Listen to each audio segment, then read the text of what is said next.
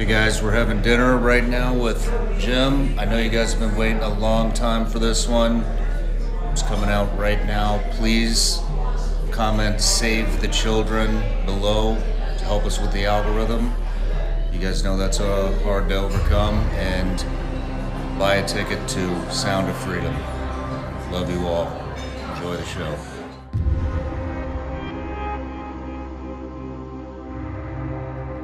Jim Caviezel. Hey, Shawn. Thank you for coming. It's a real honor to be sitting across from you right now with all the work that you've done. And just thank you. Thank you, Shawn. Pleasure to be here.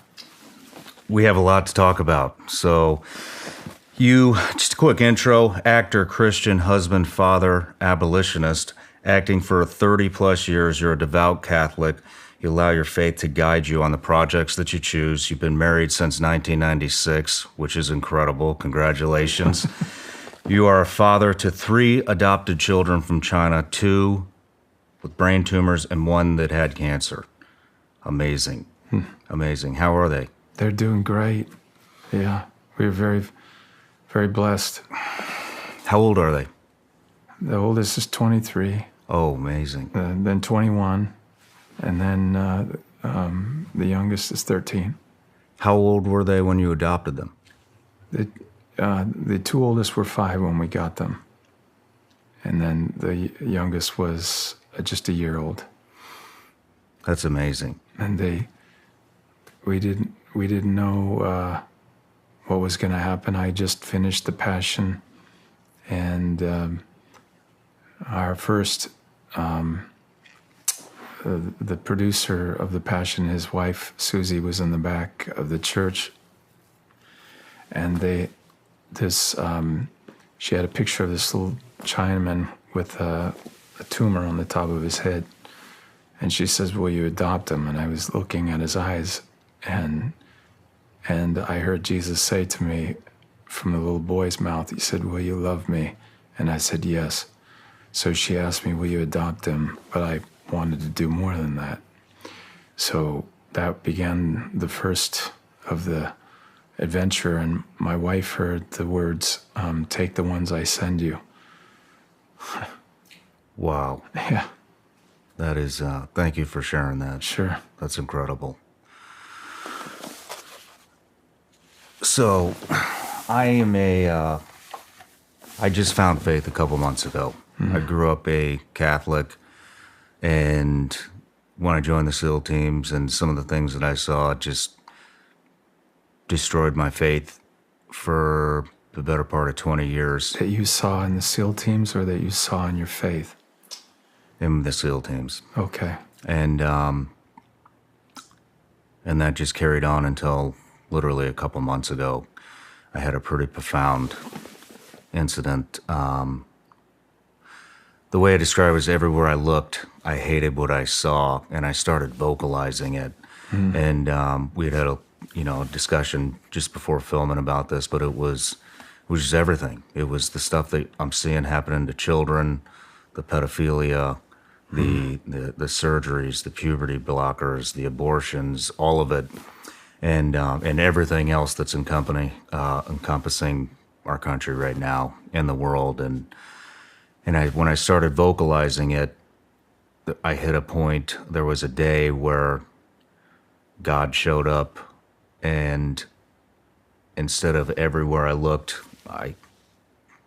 what I hated, everywhere I looked, he was right there talking to me. And literally, I had 5 or 6 different things happen within 48 hours, and it was incredible. But so I think it's very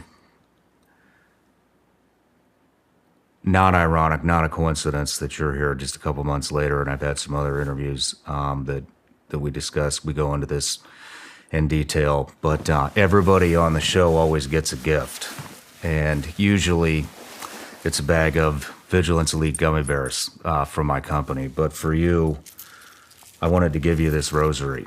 Oh. And so I want to tell you about that rosary. When I found my faith, I got public about it, and a good friend of mine, his name's Dom Razzo, we were together at SEAL Team 2, and then he went on to development group SEAL Team 6. And when he saw that I'd come out and announced my faith, he sent me that rosary to give me protection, and I've carried it with me every day since. My goodness. And with the stuff that you're about to uncover with this new film, Yeah. Sounds of Freedom, I think maybe you're going to need some of that protection. So it's my honor to pass that on to you. Thank you very much. You're welcome. But you know, I remember having a conversation with Sean Penn a long time ago when we were doing the Thin Red Line. And he asked me a lot of questions about faith and everything. And the character that I was in the film was named Whit, Private First Class Whit, in the World War II film.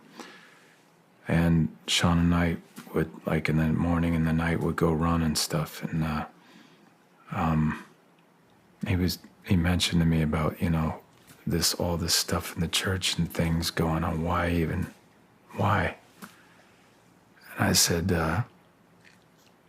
there's a place in the Bible, John the Baptist, when he cried out, you know, here's a guy that lived on locusts and honey and had, you know, nothing. And he lived on every breath from God. His own father, Zechariah, doubted God. So I imagine that when he was born, he had to go out and find another father, the real father, you know, adopted father. And at some point, God taught him everything, you know, every breath of God, knew it. And once he understood it, he was like probably 2-3 people showed up. It was like a needle in a haystack.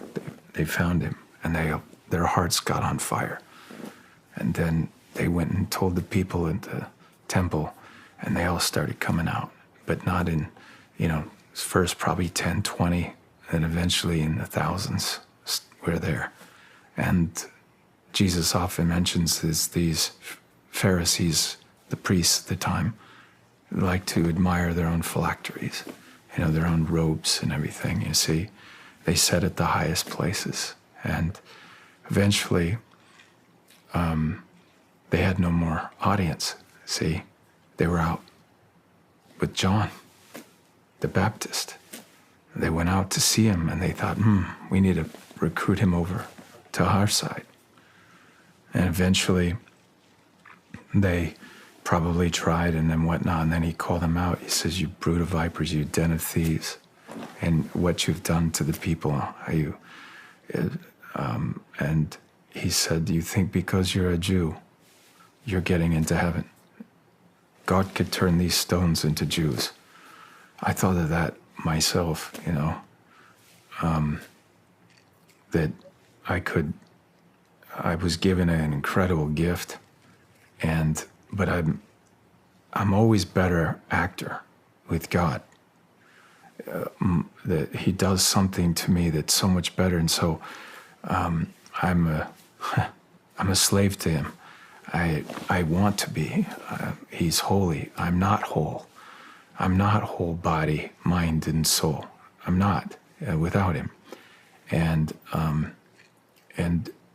I'll always, when I'm with people like Sean Penn, who is brilliant, genius actor, I have a gift, but I'm so much better at my gift with him in me. There's a lot of temptations in the business, but I'm not an easy guy to love. So, you know, I'm very fortunate that my wife, Carrie, loves me, and my children love me, and I'm very content with that. But the gift really is, you know, how many people I can help Jesus to lead to heaven, because ultimately that's where we need to be. Recently, friend of mine, David Rodriguez, when we met back in 2004 when I did The Passion, and he was this big, incredible fighter he was, you see. But he started asking me stuff about The Passion. He said, do you actually believe in that stuff? And I said, I do. And it was worth everything. It was worth my life. Because when I first got into about 14 years old,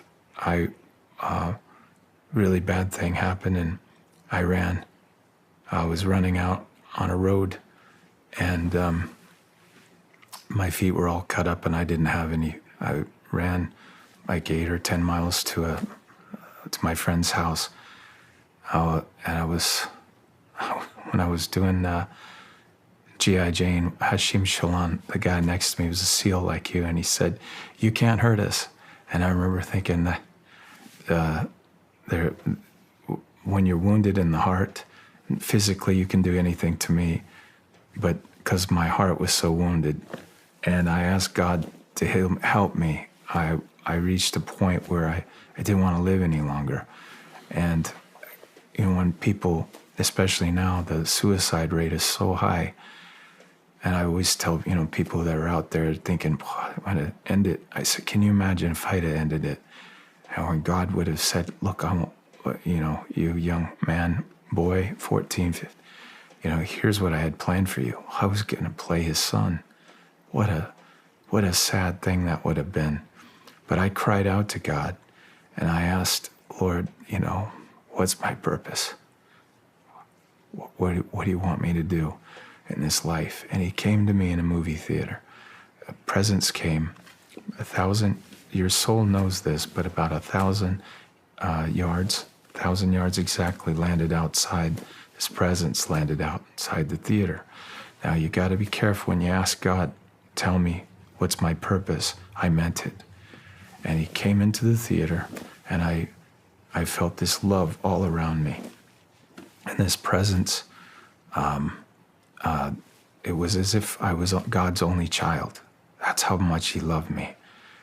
That was everything to me. It meant everything that somebody out there loved me like that. And then the presence went from love to peace.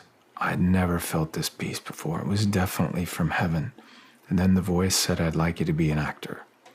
And it left an indelible mark on my heart. At the time, I was like, I don't know anything about how to do that stuff.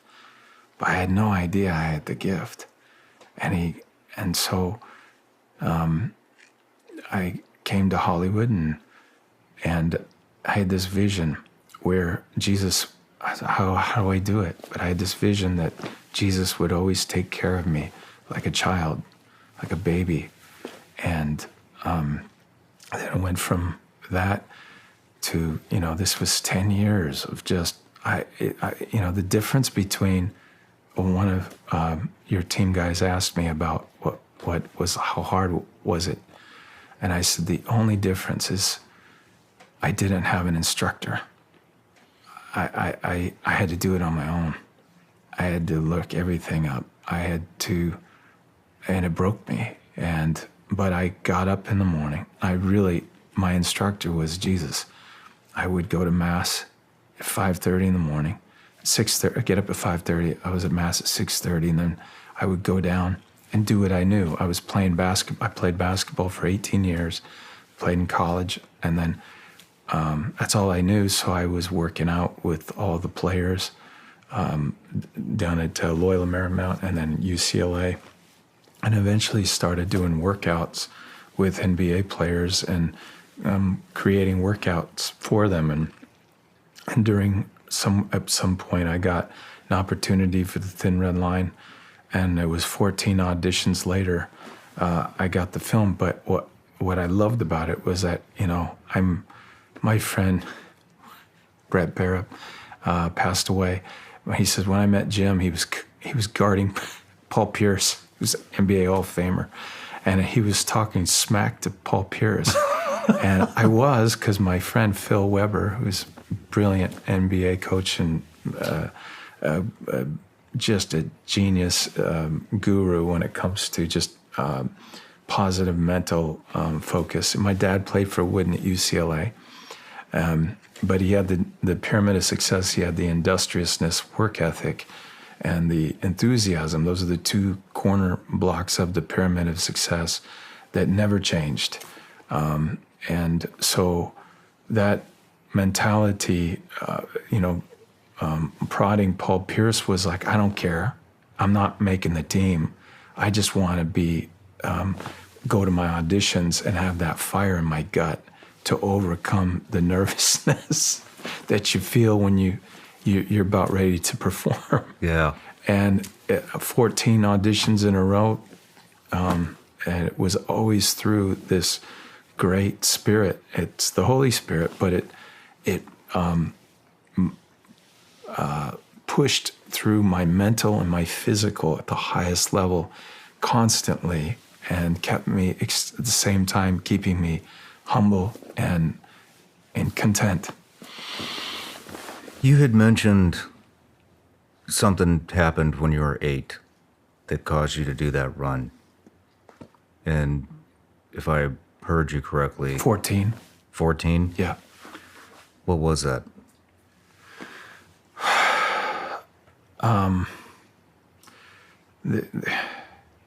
It's hard to answer because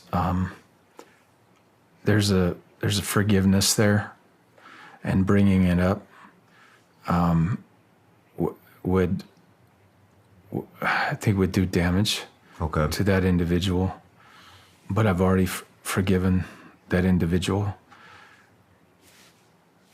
Sometimes, like when we were doing the Passion of the Christ, the pain that I had to go through was so incredible. I was hypothermic. My makeup times were from 2 a.m. till 10, and from 10:30 to 4:30, I was freezing. Then, they had to take the skin, a new application that is now all Hollywood uses now. And those guys didn't even get an award for it. Christian Tinsley, Keith Vanderlyn, Christian Tinsley invented this during the scourging scenes. We used it, but it was burning my skin at the time. We were getting it down. And so I was in a lot of pain on that movie. And then I had to learn the Aramaic, the Hebrew, and the Latin. And so I only get 3 hours of sleep. Then I would get up, and then they created a cross with a bicycle seat in the middle. And then I'd hold my hand here, and they would tie it, and I'd just fall asleep standing or sitting on this little bicycle seat. And then the cold would hit again. And then eventually I got a pneumonia, and then it was on every antibiotic in the world, but I wasn't getting a rest. And so they would try to move me around, but and to do other scenes they could. But so during the one particular take, I had dislocated my shoulder, and I bit through my tongue, and it's the part where Mary comes over. And now, before that, I said, God, I'm done trying to do, there was a lot of frustrating things that were happening. I just said, God, I don't want them to see me. I only want them to see you. And that's when the whole film changed. But it came with the cross hitting me in the back of the head, biting through my tongue and my cheek, and then my mouth bouqueted with blood. And when you see me turn on this particular take, there's a stream of blood that is coming out of my mouth. And I turn to Mary and I say, Olui ami choda chadesh, behold, Mother, I make all things new. And at that point, then I take the cross. Now my shoulder's dislocated, and everything I got it over. I think that if you look deep, I don't like particularly drinking piss and vinegar, but if I have to, I will. And especially when the outcome is saving souls. And I go back to myself when I didn't feel like anybody did. And God said he did. And so I want to love him and bring as many souls as I could to him. So it was always in my intention in that film that when people see it, that they do not see me, that they only see Jesus. It's not one of the most realistic film I've ever watched. And it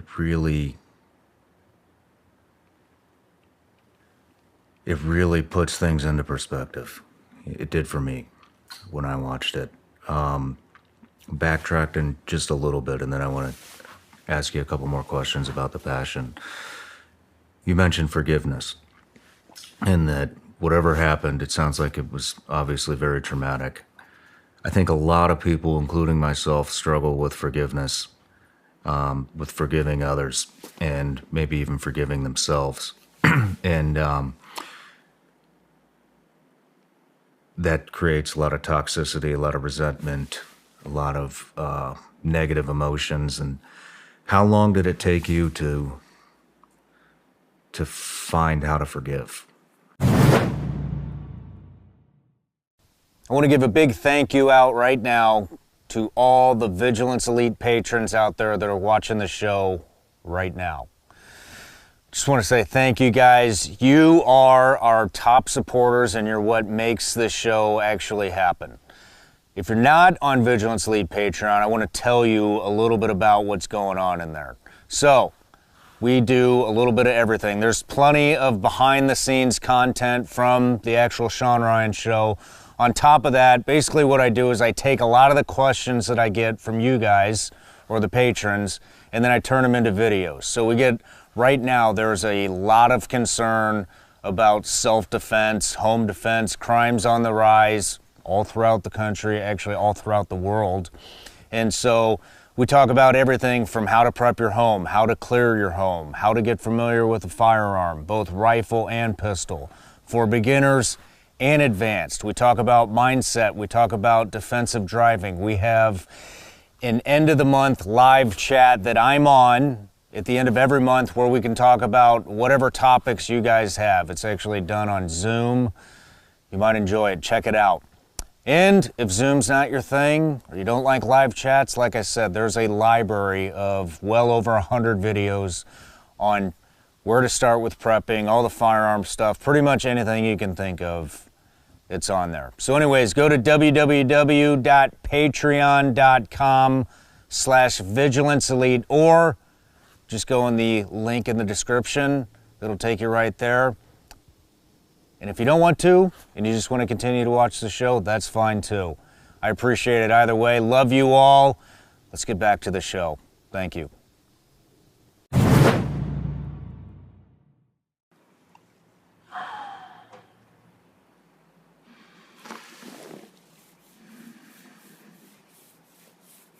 Shawn, you know,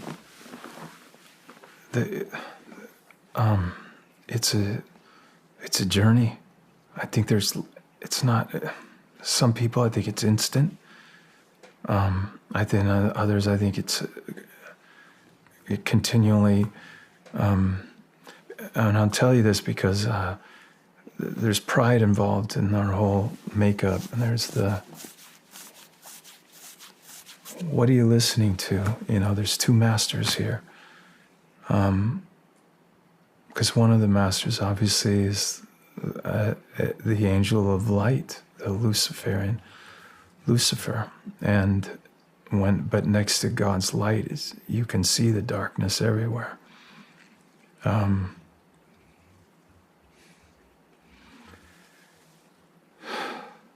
When I focus on the scripture and I think of the things that I've done, that I've my own sin, and I shouldn't be forgiven for it, and He's willing to do that for me, then I have no choice but to do that for others. I'm not telling you that that person that is hurting you, you have to keep being with that person. Jesus clearly says at one point, you know, dust the shoes off your sandals and move on. But you can pray for that individual. And here's what, when you think of principalities of good versus evil, Every time you pray for them, you're moving angels in over them. So you're really afflicting them. They don't like the light on them. They want the demons around them. But by putting those angels around them, you bring light on them. And so then, but there's too many things to do in this world to just keep holding on to those things. And then you ultimately, for the love of, we were talking about my children earlier, for the love of my children and my wife, why afflict them with the vengeance that's eventually going to come out?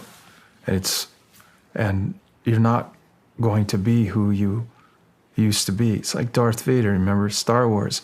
You become more mechanical and you lose the childlike quality in you. You're not free anymore. You're oppressed. My prayer has always been, can I imagine that individual that I want to hate to come back into the light again? Yes, if that's your purpose, then pray for them. That's the best chance they have ever coming back. I mean, if they're that dark and that evil. But there are sins that are unforgivable. And Jesus talks about those too. That's the rejection of the Holy Spirit. And that is a lot what is with this whole thing with the children, that many of them will never ever get a chance, because when a lot of these pedophiles, and when they do these sins, God is telling them, do you understand? This is it. And they do it anyway. And so let the dead bury their dead at that point. I can't wait to dive into this subject. It's something that I made a promise to my audience that I would dive deep into this subject this year, and continue moving on. Back to the passion. Yeah. You had a extremely successful Hollywood career. I just want to say also that, you are a fantastic role model, and there aren't, especially coming from Hollywood, I don't believe there are very many people in that circle that are good role models, and I have a tremendous amount of respect for you because of it. And just doing some research on you before you got here, you've turned down scenes that involve nudity, that involve sex, for your faith, for respect out of your wife. I've not heard of anybody else doing that. Also, specific scenes that have to do with violence, from what I understand, you also turn those down. And it's just really refreshing to see somebody that can stand by their values with that amount of pressure in front of them and not fold. And I want to commend you for that. Every film has something in it that a power, and then you go, okay, what's necessary, what's not necessary. It does not mean that I will not play the devil in a movie, but the difference is I don't go to the devil to ask him how to play him. I go to God to teach me how to play this, because when I do, it should unearth you. There was a film I did with Denzel Washington, Deja Vu, and that had a lot to do with it. And so I got to write my monologue and piece in there with Denzel. Tony Scott and Jerry Bruckheimer allowed me to do it. But I looked at a lot of the, along the way, I've always got to work with really good agents, ATF, FBI, CIA, and I write notes down. And then I bring that back into the script. And when I got to watch some of the interrogations that I got to see, you always hear another voice coming out of these guys, like the devil speaking right through them, and talking about their destiny, their making their maker, their time, and I just would write a lot of that down, and I would pray deeply about it and going into the scene, because when an individual watches the movie, watching film, time suspends itself. You know, if I said you're going to sit in this room in that chair for 2 hours, but if the actors play it right, you're so entranced into the film that time just goes by like that. And so I'm still that 14, 15-year-old kid that watches a movie and in my mindset say, what would keep me on the edge of my seat? What would keep me entranced into this character? And the Passion of the Christ was very brutal, especially when we went to the Cat of Nine Tails. Again, where I'm working with the best people in the world that are revealing to me this is really what happened. So when we were looking at like the Shroud of Turin, you can see the Shroud of Turin is a image of Jesus, and when you start going into the track lines on his body, you can see the bamboo sticks the Romans would have used on him. But then you all see the deep ones where it looks like the Grand Canyon in your skin, and they like. I remember Keith Vanderland saying people will go into shock now when they see this. I mean, this is a Cat of Nine Tails. This is horrific. And he said, I'll take him to the edge. So it was very brutal. But in that particular case, that violence was important because that violence is our sin. So it's always about committing to what this film needs to be. If you use every profanity in the book constantly, eventually you get numb to it. But you use it once, it'll hit you if you need it, if it's necessary in the film. Like, for example, if you watched It's a Wonderful Life, that film was very profound in its time and very hard to watch. And during Christmas, the most beautiful time of year. And you don't want to drop an F-bomb in that movie, you know? But if you watch it, it's very powerful because this guy wants to end his life. It's over. He doesn't see what his value in his life, and this angel comes to him and shows him, George, don't you understand? If you weren't around, these people they would never have made it without you. We have to look at our lives like that. One of the most profound scenes in that movie was when Jimmy Stewart, the Capra, had that camera on him. He says, God, if you're out there, please help me. And those were real tears. That man flew 26 missions in a Liberator over Germany, World War II. And you understand that when you're flying over in that tight formation and one of those planes goes out, everybody has to remain quiet on their comms. Stewart lived with PTSD his entire life, and especially in that scene. And I'm sure that trauma played out there, but God used it in the most beautiful way. Just as some of the trauma that I grew up with, God used it in the most profound way in films like Sound of Freedom or The Passion of the Christ. When you got word about the project Passion of the Christ, it almost sounds like, well, how did you get word about that film? Crazy. I mean, if you... so I get a call that I knew Mel Gibson was, but I did not know it was Steve McAvity. And that was his key producer, main guy. That guy did Braveheart, which was the previous film Mel had directed 15 years earlier.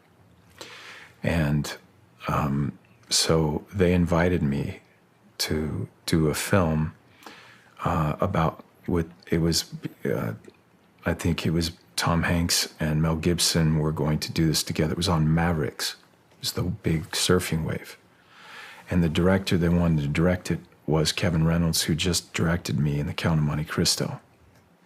So I went to meet them, and Mel wasn't even supposed to show up, but he did about 40 minutes in. And we were talking about the movie. I didn't think the script was there yet. And that was going to be a hard film to shoot because I'm not a surfer, but I was a basketball player. So I thought maybe, anyway, but the material wasn't there. And I was talking to him about the material, and then all of a sudden Mel pivot to something. And then I went back to when I was a young man in the theater. And I said, oh my God, this is why he called me to become an actor. And I said, you want me to play Jesus, don't you? And he looked at me, he was smoking a cigarette, and he just, yeah, put his head down. And he was really scared. And I said, okay. He just, what? What? Like, how can you, what? Okay. So I had all that preparation. What was the fear, do you think? Well, 2 days later, he called me at my house, and I was taking the garbage out.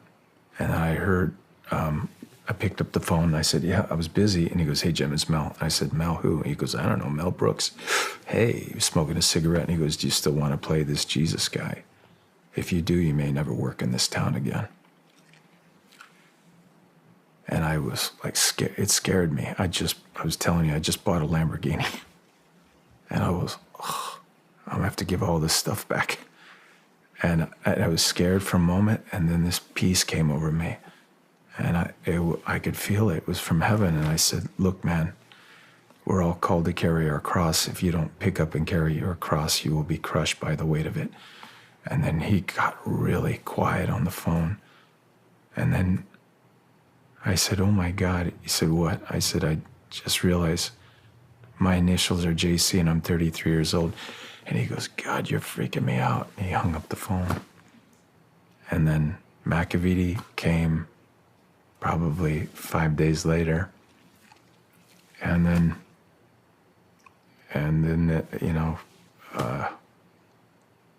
that was it. Did Mel have fear too, to ask? Sure he was. What do you think his fear was? None of us are good enough to do it. None of us are. It's because of who we are, our past, everything, what we're talking about. But the shame. But I told my friend about that. His name is Ivan. And I said, he said, Jim, God doesn't always choose the best. But he chose you. What are you going to do about it? I kept my rosary with me. I prayed. I took the Eucharist every day. And I went to confession every day. The rosary is awesome because you're meditating on the entire Gospels.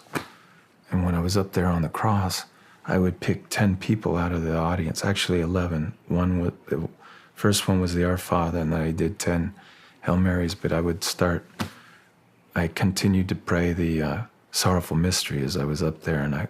So I started in the Garden of Gethsemane. I thought of the entire garden.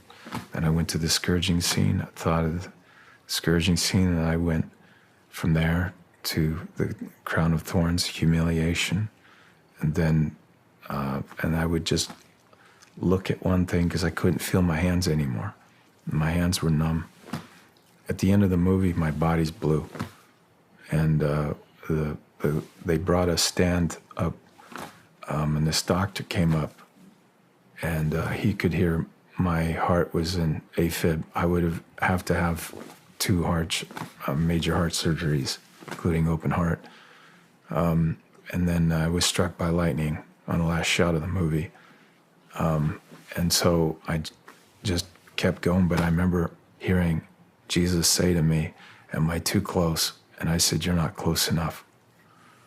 So I was at peace that, that if this happened, I felt like I did something in this life. I served my purpose. Why would playing Jesus Christ destroy your relationship with Hollywood, or potentially destroy it? Why would they shun you? Well, they did it immediately when I took the film. I was on all the studio lists. They have to answer that question.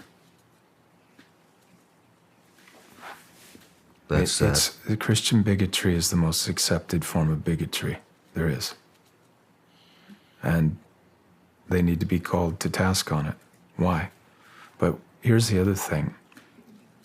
Why do we pay money to go to their shit? Why? Why support it anymore?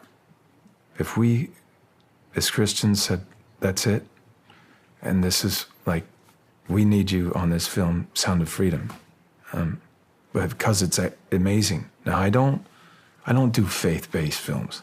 I hate that. You know why? We never used it as a crutch on The Passion. And then all of a sudden we were the faith-based film. We never called ourselves faith-based. We were, here's a phenomenal movie. We can beat anybody in the world. We have the truth, right? The truth sets you free. Go to the film, see if it does. But now it's like, we made a faith-based film for you. And so you owe us your money. No, you don't. You don't put that and don't manipulate them. And that's another thing that is not Christianity, is that crap. Is like we're one of the club. I don't use that thing that I'm saved. I look at what Apostle Paul said. When you contemplate your salvation, do it in fear and trembling. That's how I look at it. And finish the race. My race isn't done. I've got a lot more to go. But I don't like that manipulation stuff. And Jesus is not a manipulator. And that is not Christianity at all. It needs to be authentic. Jesus is authentic. It's the most authentic thing that has ever existed. Was that a tough decision for you at all? Or was it snap of the finger, I'm 100% in, no matter what happens? The Passion? Yes, because of what happened in the movie theater when I was young, yeah. We talked a little bit about spiritual warfare before Yes. We started recording, and with my new faith, I think it's my mission to spread the word, and it's already connecting me to people that I never would have been connected with before, like yourself, a couple other people that are coming on the show soon, and everybody that's around me that is a believer, that's close to me, has come to me and told me, be careful, you need to watch out. Eli Crane told me there are no free shots on target when you're talking about spiritual warfare, and that evil will start to try to seep into my life the louder I get about this. Did you experience anything like that? That right there, what you're saying, that's garbage. Okay. And I want to tell you, Michael the Archangel is a patron saint to the Navy SEALs. Do you know this prayer? Saint Michael the Archangel, defend us in battle. Be our protection against the wickedness and snares of the devil. May God rebuke him, we humbly pray. And do thou, Prince of the heavenly host, by the power of God, cast into hell Satan and all these wicked spirits that move throughout the world. These entities will pay a high price when they dare get near God's children. And you're God's child. Your prayers, see, every time they do that, they risk being tossed into the furnace forever. And so this is their job. They serve underneath this wicked beast, and he's a beast. But we have to be, you're different. Jesus often references sheep all the time. And when Jesus goes and leaves to find that one rescue sheep, which I was, but I've gone to other levels. So what would that be? Well, when he's gone looking for that sheep, that lost sheep, he's got sheepdogs that got wolf in them. And then we'll kill any of them that come near those sheep. We defend them. We protect them. They're also wolves that have converted. And that's a different type of guy. That guy He's lethal. So you've got the wolves coming in, you've got converted wolves, they know how they hunt, and then you got the sheepdog. This is how it's got to be, to take them out. And he's allowing us to step up like David. You know, I got this wrong the other day. It was Samuel. I said Jeremiah. It was Nathan, blah, blah, blah, but it's Samuel. Samuel, the prophet, goes and finds this, is told that out of this man's home is going to be one of the heads of, is going to be the head of king of Israel. So he goes and meets all the boys, and he says, none of these are going to be the head of Israel. And then the father, he asks the father, by chance you have another kid? He says, yeah, out back. Can you imagine the father didn't even think nothing of his own son, David? He's outside, he's a sheep herder. Nothing. Man, I want to be a sheep herder like that. I want to love God in a profound way that when I was 16 years old and they were talking smack about my God, that ain't going to happen around me. So I said, I'm going to go down and I'm going to kill this son of a bitch, Goliath. After I kill him, you're going to come around and take him out. But David was, what was profound, it was like, nobody talks about my father this way. Nobody. He loved him that much. Can you imagine? Our good God, he's not loved enough by us. He will gladly send his armies to protect us, but we don't love him enough. We have to be above the status quo of this modern day Christianity crap, which I'm telling you, this prosperity gospel is shit. Do you know that? You know, the Bible wants you to have beautiful things, man. That's fine if you can hand it all back. The things that I have in this life, my wife, my children, that family, that's it with God to me. I love beautiful things. I love Lamborghini and all that, but hey, listen, if I have to give it back, fine, done. It's over. So this, it's not authentic. And there are a lot of wolves in sheep's clothing in our, this modern day Christianity. It's fake. It's in the church, it's in the clergy, it's in the bishops, pastors. They'll tell you. But the one that hits me is the one where I know God's here, you know? I don't know you that long. I walked in here and I feel it already. I knew it the moment I met you. Said, you're going to know this guy for the rest of your life. Thank you. Jim, reason I'm asking is there are some definite things that happened during that film that I would consider to be a deterrent, especially to weak people. You were electrocuted, struck by lightning. We talked about some of the other things that happened.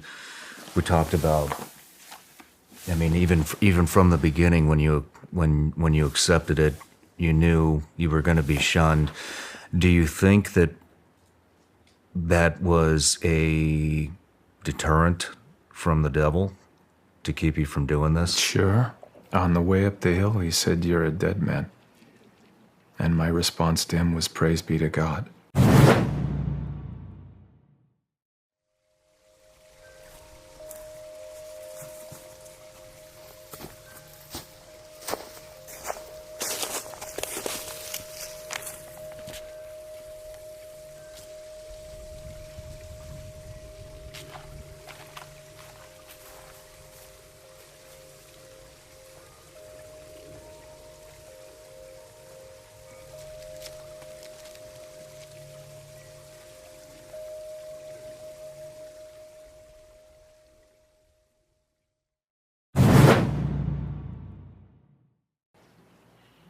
I didn't want to live to see what was going to come from that movie anyway.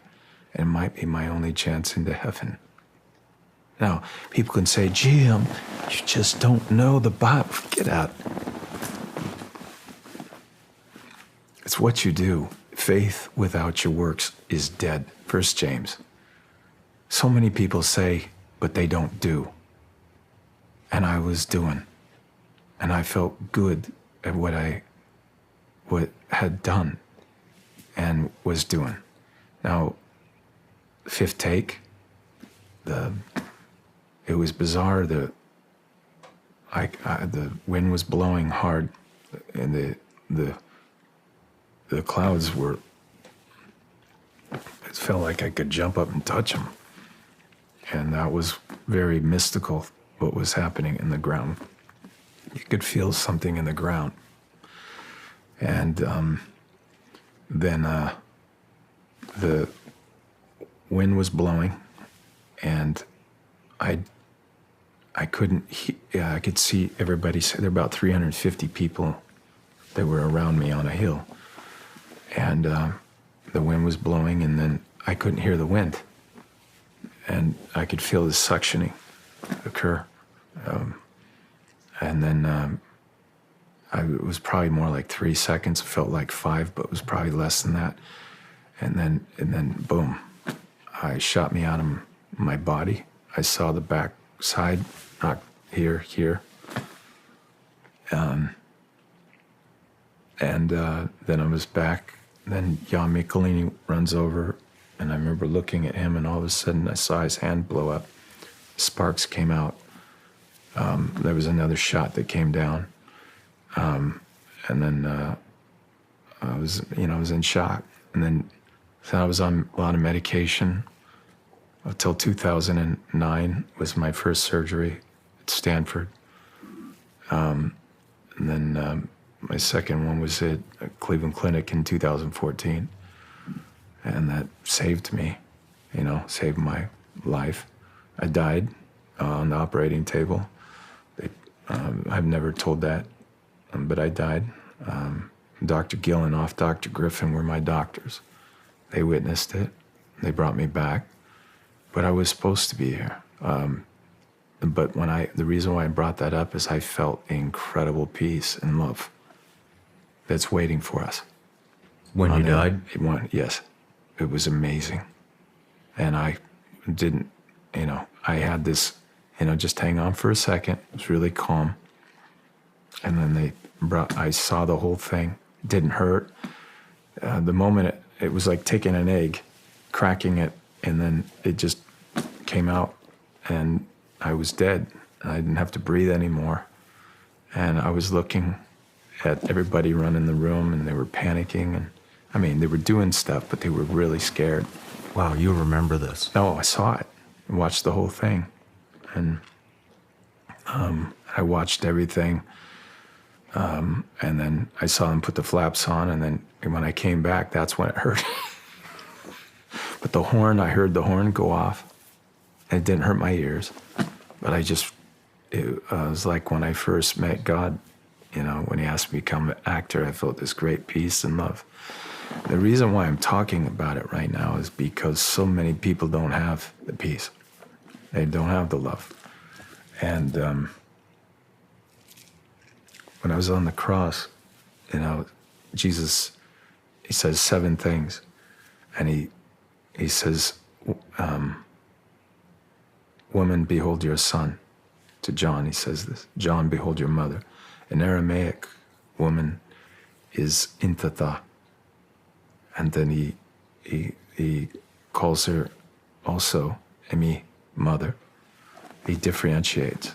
People have to say, why? The woman is Genesis. I will put enmity between the woman's seed and his. And the Mother Mary is the ark. She carries the Son of God to us. And she is the most beautiful thing there's ever been. And he asks me to love. I'm obeying Jesus. I'm obeying him. Jim, why don't you go to Jesus? Because I'm obeying Jesus when he told me to take the mother and the sons of Zebedee were at the foot of the cross. the mother Zebedee, James and John, their mother was there. I'm sure she went, wait, I'm the mother. Jesus often talks about, who's my brother, who's my sister, you know? And he also says, I didn't come to bring peace into this world. I came like a sword to divide. And that's the generational sin that's passed on. A lot of us lose our own families. He says, who's my brother? You're my brother. You know, we're not of the same DNA, but we're adopted under God. You're my adopted brother, you know, my sister, family.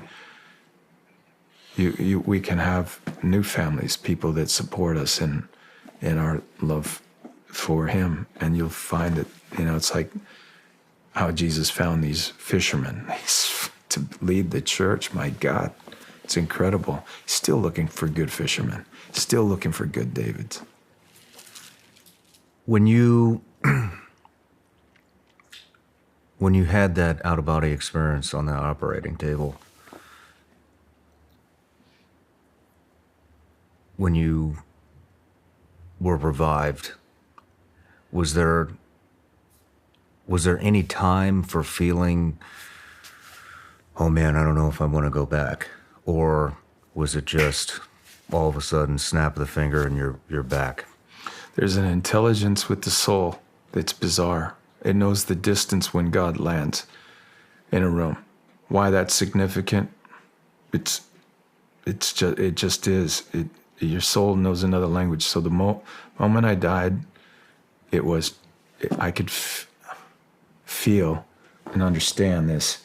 Hang on a second. We've got this kind of a thing. Okay. But you're dead. It's all good. But on that side, it's like nothing. It's amazing, you know. And I had an experience when I was doing the Passion, and Jesus visited me a couple times. It was pretty amazing. And one of them was, he was off the left side of my bed, and he was weeping. And it was extraordinary because I was so cold. I had a crucifix, the true cross, in my left hand. It was chained around my wrist, and I was hypothermic, so it was over 90 degrees in the room, and I had tons and tons of clothes on, and I was shaking.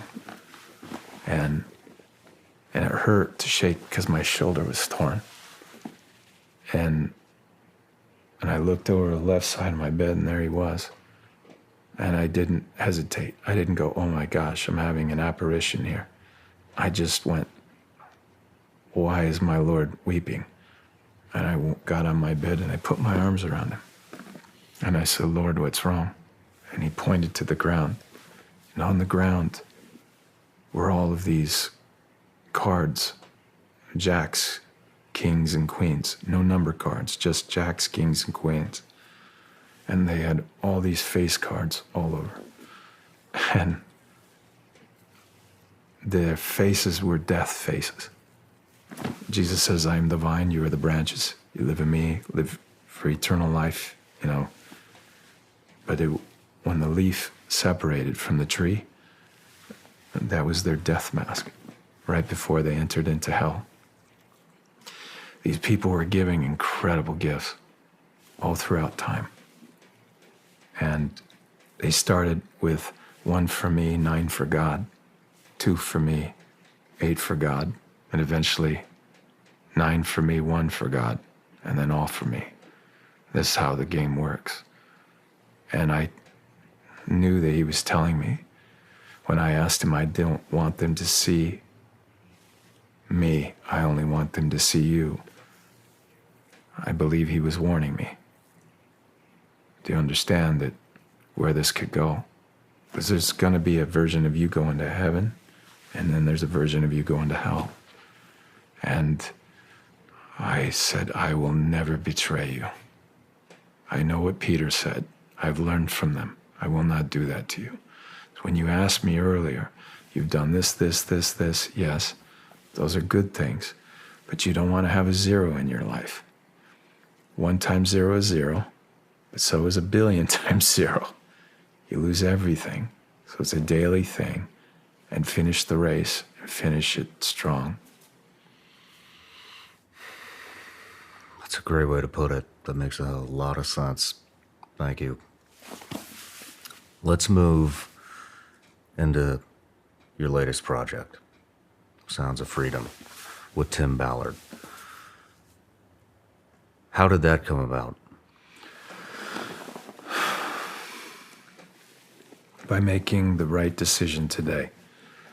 Tim Ballard saw the Count of Monte Cristo, and that was a rough one. That was a hard film, because there was a point there where they removed God from the screenplay, and I asked them to put it back in, and they did.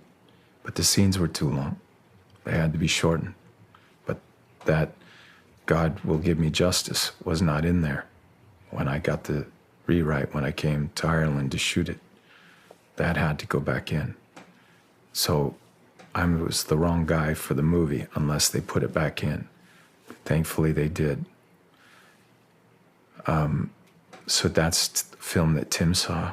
The other film was The Passion, and he was profoundly moved by those 2 films. Now, because of the trouble I got in after The Passion, when they clearly said this is an anti-Semitic film, and I clearly said that Jesus is a Jew, and we have science behind this, I've done nothing wrong. And this film is a righteous film. And look at the public. They love this movie. Why will you not allow me to work in this town? Okay, now I did get parts. I had friends that gave me great favors and helped me along. But it wasn't the same from that point on. Now, Tim Ballard saw those 2 films. And had I not made the decision, I'd never, been a part of it. But again, when God asked me, I'd like you to be an actor, it wasn't going to be easy. This was going to be one of the hardest things I've ever done. And it just short of The Passion. But it was the hardest thing because of the children. Now, Tim Ballard came to me. First was Eduardo Verostegui, the producer of the movie, and Alejandro Monteverdi, the director. Both very talented and both extremely needed in this particular team. It required a producer that was going to lose all the money on the movie, and we were finished. Disney was going to buy Fox. So Disney, obviously, when they saw this movie, there are executives that want the film, but they're, eventually the bad one out, and this is not something they want to represent their company. Count of Monte Cristo, okay, but not this one. They did not want me for this role. Whoever it was at Fox, when Tim met with them, and he said, no, I gotta have this guy. This is who I want. So I met those 3 individuals, and that led us to go down to Colombia. And my wife just saw a movie or a show called Narcos, and she didn't want me anywhere near down there in this particular time when we were down there. It was crazy. And Tim said, well, tell Carrie, my wife, that Jim will have 30 Navy SEALs around him. Sure, some of them were Rangers and Delta too, but anyway. They always say SEAL teams. But anyway, one day I was at work. She gets on the phone. She calls me, and she goes, do you have protection around there? I said, oh, yeah. And I don't know, maybe only 2 today. Where are they? They told me. And well, in this particular moment, they were on a mission. They took down a really big group of guys, and they saved 200 children while we were filming. So it wasn't the safest place. At one point we were in cartel, and area, and where we were shooting, I went to go get my sunglasses, and I had guys like you coming up to me and going, "You can't ever do that again. They'll pick you up here in a heartbeat." And we were in their territory. What part of Colombia were you in? Bogota, Cartagena, Santa Marta, and then Medellin. Oh, you did quite the tour. Oh yeah. So I don't know a whole lot about the film as it's not out yet, but it's about, from my understanding, it's about the life of Tim Ballard, what he's doing, and what he's doing is saving children all across the world from being sex trafficked, exploited sexually. Yeah, so he CIA moves to Homeland Security, and the frustration is he's getting these pedophiles and these traffickers, but he's not able to save the children. That's what he really wants to do. They were down in Calexico, and where they took down the guy, Ernst Limpaczynski, the guy that I come in one of the worst trafficker pedophiles I've ever seen. And they picked this guy up, and this little boy, about 5 years old, and he says, "Will you save my sister?" And that is a question. It's like a mark on his heart, and he couldn't. It's like the Bible where Jesus says the kingdom of heaven, it's like a pearl. He would sell everything, do anything to attain this. That's what he did. He went down to Colombia, sold his house to hit the money, what he had out. He was 10 days of getting his pension, and he goes down to Colombia to find this little girl. So it's like... That's what Tim did? Yeah, that's what he did. I had no idea. Yeah. That's incredible. Yeah, so it's taken, the film, but with a huge heart,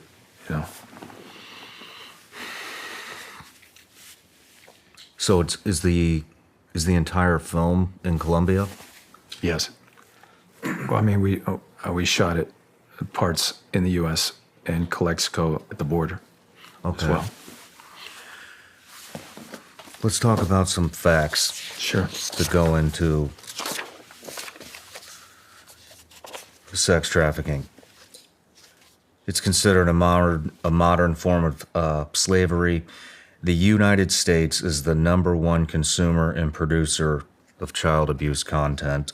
The Department of Homeland Security estimates that child trafficking has an annual global profit of $150 billion. Human trafficking has already passed the illegal arms trade and is going to pass the drug trade. About 2 million children are trafficked every year worldwide. That's how serious this is. That's just a few. But that's just the facts. beginning of it all. I mean, the trafficking, it's first part to the public. I've learned you get too far in front of the narrative, they don't believe you. If you were talking about trafficking around 290, when I was doing Monte Cristo, you never heard about it. And it would be conspiracy theorists. Do you think this is getting bigger, or do you think that the information is just getting out? Do you think, I guess what I'm asking, do you think it was always this? I think it's much bigger. You think it's growing? Oh, I think it's already bigger than that. I think it's much bigger because I've talked to Tim about the numbers from other guys and then gone over to Tim and goes, yeah, I mean, those are good numbers and everything, but it's bigger than that because there's other forms of the business. This is just what we know. Yes, on that part. I mean, it's we've been talking about 6 million. 2 million at least are also involved in the organ harvesting and all the other shit that's the stuff that it's just beyond. They're cattle. These are cattle. It's like buying cows. What do you do with a cow? You milk them, you do it, but you also eat the meat and all that other stuff.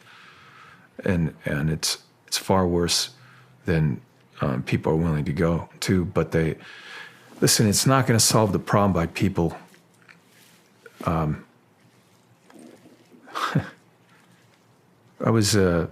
This is an analogy. I was swimming in the ocean. I got into swimming and everything, and on the Ridley Scott movie, and I swam, and it was kind of freeing, breaking the surf and doing all that. But just that when you're, I don't know how many hundreds of feet down or how deep you are, some great white shark looking at you and going, "Is that a seal? What is?" And I say, "God, please tell them I'm a human then, or something they shouldn't mess with." But anyway, I just I would pray in the water, and of course the common sense in me is like, you have a better chance of going down an airliner. But anyway, I went out and was filming in South Africa, and I got to dive great whites. It was fascinating. And every time we'd chum the water, and then we'd throw a tuna head out, and the great white would come by. He never just munched it, ever, never, not once. They always bumped. And so I guarantee you that if you were in the water and you got bumped by a great white, the guy said to me, "What do you think they're doing?" He says, "They have a little brain. Yours is bigger than theirs. You have to be smarter than them." And he says, "Yeah, but," I said, some of these fish, they're like whales, they're like 2 tons. And he says, "Do you think they went to school in the morning, mate? Do you think they sat there and said, 'You weigh 4,000 pounds, he's only 200 pounds?' No, you have to be smarter than them." So what do you do if a great white bumps you? And I said, "Well, I'd be scared and I would swim to shore." Oh, and he says, "You know how fast they can swim in the water?" He says, "At 40 miles an hour. So the fastest swimmer in the world can outswim this." So that's the smart guy. Now, he's actually the dumb guy. And when you splash, splash, splash, you are saying, "Come eat me." It's exciting him. He said, "Oh, your food. Okay. It's nothing personal." Yeah, but he's going to have to eat you. So if you program it in your brain that you're swimming and you think about it a lot, what would you do? And he bumped you. If you immediately attacked him, because it's only an instant that he bumps you, and you scratch his eyeball or grab his gill, he's gone. Doesn't want to mess with you, because these sharks, these great whites in the womb, if there's 7 babies in there, the winner is the one that eats all of them. That's how they're born. That's how they are fed in the womb. Then they're born and they come out fighting. And so they know if they don't know what you are, they're going to bump you to see what you do. So think of that when it comes to children. All right, you have 4 children. It's 4th of July. You're sitting outside there, and you don't want to know about all the bad things that are going on. Your child's taken. You're never going to see that child again. Now, go to that mother and father and ask them, would you have wished you had some sort of plan that could have prevented that from happening? They're going to say yes, but they won't. They won't do it. And if you just looked around, the film is powerful because when you watch it, you learn, oh, these are the warning signs. This is how routinely it occurs. This is what they're looking for. Then when you're looking, and it's what I talked about earlier, God here, it's like Michael the archangel, you're with you, and you're a stalker. You're a predator. You're letting them know. You'll go after them. And they don't want anything to do with this. So the great white walks away. No more trouble. No more. Why people don't do this, I don't understand. But this is not the Bible that I know, that I read. We have to weaponize ourselves from God's shield and his protection and stop being afraid of the devil. Do you know more Christians, these modern day Christians, are more afraid of the devil than they are of God? Let me explain. God could kill the devil without a glance. The devil has no chance against God. This isn't it, God here and the devil here, Jesus here and the devil here. It's this. It's more like, here's a creature, devil, here's a creature, human. What are we? I'm going to ask Almighty to come into me and to not be afraid. We talked about it earlier. Jesus, in Scripture, 365 times, one time every day in the Bible says, do not be afraid. There's a reoccurring theme here, and it's overcoming fear. From talking to you about your childhood, doing the Passion, doing this, now Great Whites, now the Bible. We talked, you'd brought up organ harvesting, and that's something I didn't realize that we were going to get into that. Is that in the film? Did we talk about that in the film? No. It doesn't go into that. Okay. We don't go into that. Okay. We go into the trafficking part of it. It's the going into what I had to look at to get to where I needed to go. So I have many agents that I've worked in 30 years, my career, that trust me, that have worked with me. And when I was reading the script, I wanted to know about Tim Ballard. How is all of this true? Yes. Okay. So then working with people that could give me information that could make this screenplay a lot deeper. And going through that is where I got in it was beyond how bad this really is. So you really wanted to understand every aspect of what's going on before. So I did a movie called Frequency and got to see things I couldn't believe. Just seeing a person that's dead and how they die and what it looks like is fascinating. And then how jaded these guys are when they stick Bengay in their noses and go into a room and you can taste stench. I mean, you can taste it. I worked on a farm in Hanford, California, and my job was to get the cattle in the chutes, and the vets would put these vaccinations in them, and every now and then one of these big heifers would die, so we'd tie wire around their hooves and drag them out.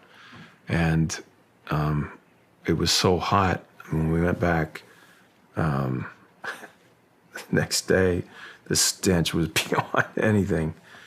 Now you put human beings in there, and so so when I go and do a film, you playing these guys, you get to see what they're like. You get to see how they talk. And one guy's eating a sandwich while that stench is in the room and doesn't even bug him. One of my buddies was pulling something out of a river, and it was just horrid. And he's eating a bagel with cream cheese in it, and his locks. He's just, he's like, "Are you kidding me? You're eating right now?" He goes, "I'm hungry." But that's so important, because you can't. That's stuff that you got to put in the screenplay. That has to be there, and you kind of understand who they are, where they've been, and everything. And I always go to mass and I pray and everything, and I'm always looking at a corpus on a cross, and eventually, my life, unlike you, I know I'm gonna die someday, but we all are gonna die, right? So, I wanted the people to have the most real experience that they could have on the screen to a certain point, And then the other balance is when you walk out of this film, your heart's on fire. This thing's unbelievable. It's an incredible movie. So we can't show you all that stuff that I've seen, but I can take you right to the edge, Alfred Hitchcock, and to understand how real it is. And one of the big things I was going through is Tim couldn't keep any of these agents for long because it was so bad with kids. And so there's a scene in there. So the stuff that I did get to see that made me weep, I started thinking about that, and so what we did, and for those of you who are going to see this movie and don't want to know about this part, then shut your tell them. Mm-hmm. But we were shooting this, and I had this idea where we took the camera, and this particular scene, you don't see it, but this video, this man goes over and rapes this little girl. And how old? 7. And you don't see it in the film, but you see him start to make the move. And then I asked the DP not to tell Alejandro, the director, this, but I asked him shoot. So I took the video monitor and moved it into my eyeball so you could see my iris. So the eyeball is, 20 feet in a movie theater, and you see it start to sweat, and you see, you don't know, you can't quite make out what's going on. And then the eyeball, from what I'd seen, and the screaming is the hardest thing. The sound of it. So the sound of freedom, there's a sound that you hear from these little ones that is so horrific that you will never forget it. And for 2 years, I could never forget it. I had a friend of mine that came to my house, and in the morning, she's weeping, and she came over, her name Debbie. She was hugging me. Why? I said, what's wrong? You were bawling. Really? What was I doing? So I had been sleeping, and I go to this dark place. My body had to process this out in my dreams. And a lot of them I don't remember. But I had to pray deeply. But it motivated me to want to get these sons of bitches. And this is where I say it's the only unforgivable sin. And they don't deserve to live any longer what they've done. Jesus says, better a millstone be hung around their necks, that they be cast into the sea, that you should ever hurt one of these little ones. So the film is fantastic that way. It's powerful. It's no studio can make this film. This is the movie they don't want you to see, and especially the devil doesn't want you to see this. But when you are done, people don't get up from the theater. They sit like they did in The Passion, like they did in Schindler's List. You cry. You're going to laugh. You're going to do all this stuff, but there's a huge adventure. Be on the edge of your seat. But eventually, when enough people walk out of this, they're going to start looking at, wait a minute. This Miss Rodas on April 26 gave testimony, sworn testimony, that 85,000 children disappeared across the border. Just disappeared. Where did they go? And then you start wondering, wait a minute. Fool me once, shame on you. Fool me twice, shame on me. Public is now going, hey, 3-letter agencies, what do you really know about what's going on here? And I think most Americans are waking up to the fact they know what the hell is going on. How long did you immerse yourself in that environment to understand understand how profound this problem is? 1 day. It only took 1 day. No, on that part, 1 day. Not even that. Just, I couldn't take it. But I had to understand what he was going through. And I didn't know it was going to go there. It was more like, are you sure you want to go further than this? And I saw this movie a long time ago called Silent Scream. They were saying the baby in the womb screams when they tear it apart, they pull it out. That was hard to watch. And from that point on, I was always pro-life after seeing that. But the difference is, on the outside, you get to hear him scream. And now the only way to combat that is to get them. And so my weapon is acting. My weapon is film. And I can use that and be the voice in that film through Tim and from God coming in.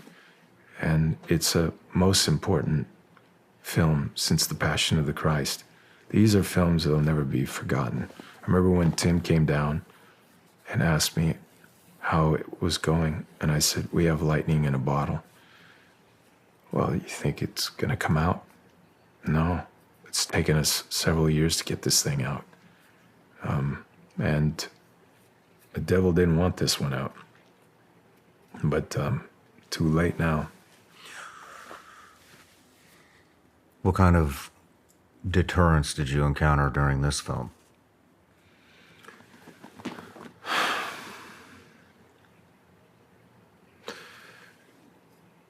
It was like I had a friend of mine that survived Immaculée Ilibigeza. She survived Rwanda. She said for 12 weeks she was living in a bathroom, and they killed over 1 million people in a short period of time. I wouldn't say it's that, but before Rwanda occurred, she said it was like an evil, like Christmas in reverse for those 12 weeks in Rwanda when that was going on. And so prior to that, before the day of reckoning, it was when you would go down the street and you would hear them saying, they'd come up to you. So if you're in Mexico, they would say, do you want niñas, niños? You want mujeres, women. And the cigars would have tried to find, but when you go down to Colombia, they would be like, you want mujeres, women, and then they would say, you want niñas, little boys, little girls. So you got to see like that. And then when they were doing the film, they were running operations down there while we were there. Tim also, there's a gal, the villain in the film, she's a real character. She was out of prison at that time. And so you got pressure from the people to arrest, and then the ones on the inside, and I'm sure from the world that is involved in this, because I think it goes all the way to Planned Parenthood, the jugs of plastic containers they use the children. I think those go to the biolabs, and I don't say, I should say that I know they do that. They send them to places like that all over the world. These biolabs, I think this is part of the whole business. What do they do with them in the biolabs when they receive them? Well, either making the adrenochrome, or they're using it to, from what I was told, is that, and also for making agents to, kill people with it. So, if I'm a half Irish, half Swiss, they can get my DNA code and create a cocktail, put it off in an airplane, and I'm the only one that dies of a heart attack in the plane. And then you watch a James Bond movie, and you go, boy, that's really weird. So. Wow. But again, we don't go into that in the film. The film is phenomenal. I probably just chased away millions of people from wanting to watch this movie. No, you didn't. The film,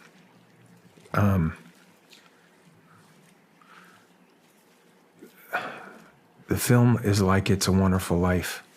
It's what? This is about what and how? Yeah, I know. What does this have to do with the tea in China? It is, if you weren't around, Tim Ballard, none of these children are going to live. And as hard as it has been for him, he was willing to take it in the heart for Jesus. And King David, when David was a boy, same thing. And I was the same thing. And God doesn't make junk, but he can use things that you've been through in your past.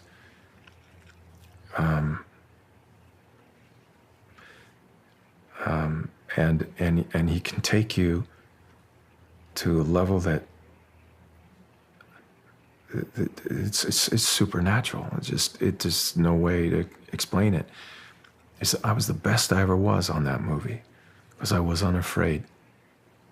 And that love is the greatest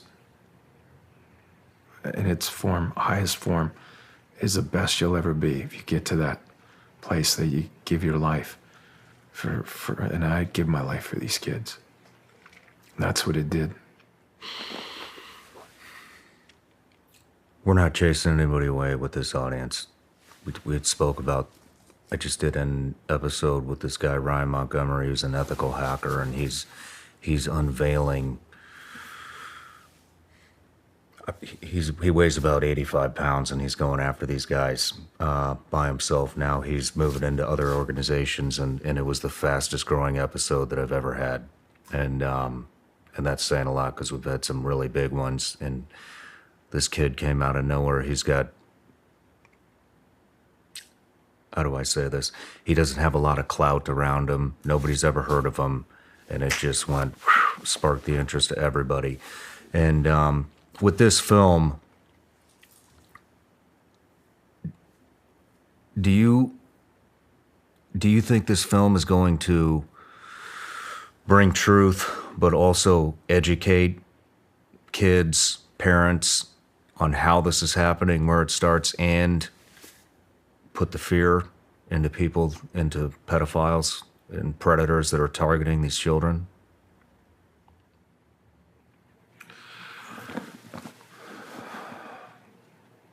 I don't know. I was reading this thing, and I would absolutely say it's 100% the truth. They will never be able to walk down the street again. That's coming, without a doubt, and it will be a great day. This needs to be done. This is the worst time in the history of all humanity right now we're living in. You know, when you read biblical times, we're 8.5 billion people on this earth. Biblical times, not that many people, but when you read Moses, they killed the babies. During the time of Jesus, Herod, they killed the babies. They tried to annihilate them.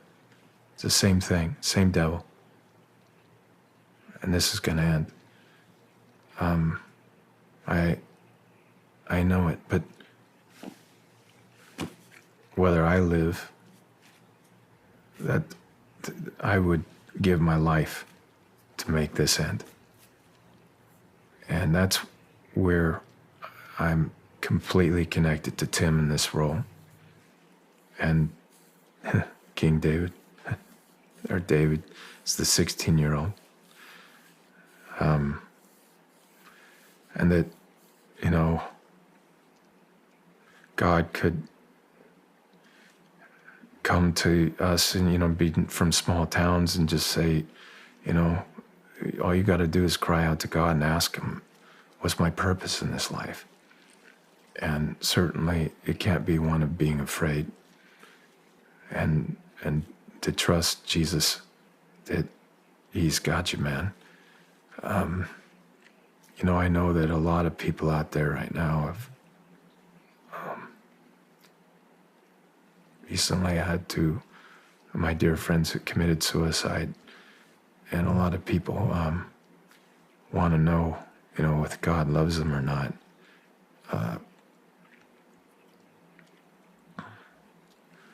I heard this a long time ago, and it goes, your name may not appear down here in this World's Hall of Fame. In fact, you may be so unknown that no one knows your name. The Oscars and the praise of men may never come your way, but don't forget, God has rewards that he'll hand out someday. This crowd on earth, they will soon forget when you're not at the top. They'll cheer like mad until you fall, and then their praise will stop. Not God, he never does forget. And in his hall of fame, by just believing on his son, forever there's your name. I tell you, friend, I wouldn't trade my name, however small, that's written there beyond the stars in that celestial hall. For all the famous names on earth or the glory that they share, I'd rather be an unknown here and have my name up there. Thank you for saying that.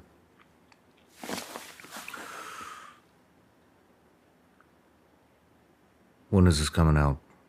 4th of July. We'll link everything below.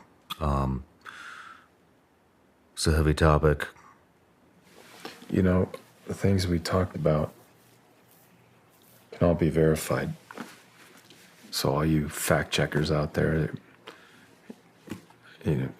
these fact checkers, you go to college for that, get a master's degree in fact checking. Don't stop falling for this fact checking stuff. They need to meet my fact checkers. One of them, and we mentioned him earlier. Verify all the stuff that I've told you. So those guys, they should be terrified of those guys. Fact checking's turned into suppression. Yes, it is. Bingo. Do you think you'll continue this fight with the children after this film's released? Oh, I'll never stop. Because my own children, my own adopted children, I was very aware of the dangers and the pains I've gone through on a global scale, just through the adoption agencies and everything. This is you have to verify people when they come in and, we help save children. Pfft. A lot of these guys are honeypotters. They come in they're wolves in sheep clothing. So, and they're not there to save the children. They're there to take the children, make money off them. I think we need to get Tim Ballard in here. Yeah. Tim as well. What's next for you, Jim? I know you have Resurrection. I would think so, or Sound of Freedom too. But as far as the industry, it's a different thing now because if you want to win an Academy Award, you have to have an L, a G, a B, a T, a Q, plus something, and that just it's insane. Some of the greatest films of all time would never qualify for the Academy anymore. Well, I think the clout of all those awards is diminishing very rapidly. Yes. Amongst the public, and we're seeing that. Oh, with it's everything. coming out. People are. Look at Buddy Light, man. I used to drink that all the time. I'll drink regular water or my own piss before I touch that. Good for you. The Resurrection. Yeah. When does that start? Has it started? Yeah. Oh, the writing. Yes. I know. I asked him, "Would you be ready to go in January?" He said, "Yeah, maybe." So how about the end of the fall? He goes, "Yeah, maybe." September? I said, "Yeah, maybe." He's so funny because last time he did that, I said, "Okay, well, won't be till January," and then all of a sudden I get the call, "Hey, you ready?" And we went in September, October. So who knows? I know he's working on that right now. He's doing a movie with Wahlberg, so he's finishing that. But he's been on this for a long, long time, and then it will be the biggest film in history. It might be 2 films. Could be 3, but I think it's 2. I can't wait. I cannot wait for that. And then you have another project coming out as well. Sounds like it's going to be a 4-part docuseries, if I'm correct. That's Tim's. They haven't come to me for that yet. Okay. Yeah. But they wrote this second Sound of Freedom, and that's even better script than the first. The first is pretty darn good. So there's that. Can I ask what that's about? The second one? Yes. Haiti. It's about Haiti. Yep. Why is Haiti specifically? Because he went down there and did that operation down there. So it's just like, it's not so much Sound of Freedom 2. Okay, it's just, this is the next mission that he did. Okay. Okay, so this is gonna keep going. Well, based on the success of this film, the people love it enough, the demand's there, the screenplay is there. I mean, it always is the screenplay, everything, at the level of it. And then at that point, it's a lot of prayer, and these aren't easy. I don't get the easy ones. Yeah. Learning Aramaic was crazy hard. How do you manage all this personally? I mean, you're taking on a lot of weight covering this type of, or being a part of this type of a topic with sex trafficking. I have nowhere else to go. This is where I go back to the movie theater. It was like, take the ones I give you, okay. But I didn't know I could do this. I just believe in him. Before I even believe in myself, I believe in him. And if he says I can do it, I know I can, because he says it. It's the difference between actors that I work with that are phenomenal. They think the talent came from them. Mine came from God. Now, I'll boast in my talent from God any day. I'm not afraid of any actor in the world. But again, it keeps me simple, in just, it keeps me away from getting too haughty-taughty and just being ready, to. Humility is Mother Teresa said humility comes from humiliation. So when I get humiliated, and the last 2 years on the adrenochrome was quite humiliating, but I knew one day the truth is coming, and it's coming. So, and as I said, I'm not the easiest guy to love. My wife will tell you that, but, I am loved. And I've got my children that I love, and they love me, So I've got a good thing there. There are rumors out that you and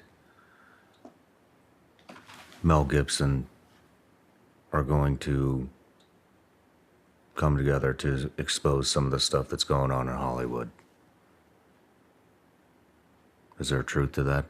Not really. Okay. I think what you're seeing right now is, he did his part, I'm doing mine. I'm glad you're doing it. Nobody else is going to. Thank you. Thank you. Well, Jim, I just want to say it was a real honor to have you in here today, and I appreciate the conversation and the time, and most of all, thank you for being a good role model and somebody that kids can look up to, adults can look up to, and find some solid direction. Can I say something to your audience? Absolutely. Mila thieloko marehe mahaki hida. Hita hivu tina letina kokavel tiena afeif lakom. Antun hita hivu lakom. My commandment to you is this: you love one another as I have loved you. So you love one another. God love you. Thank you. Amen.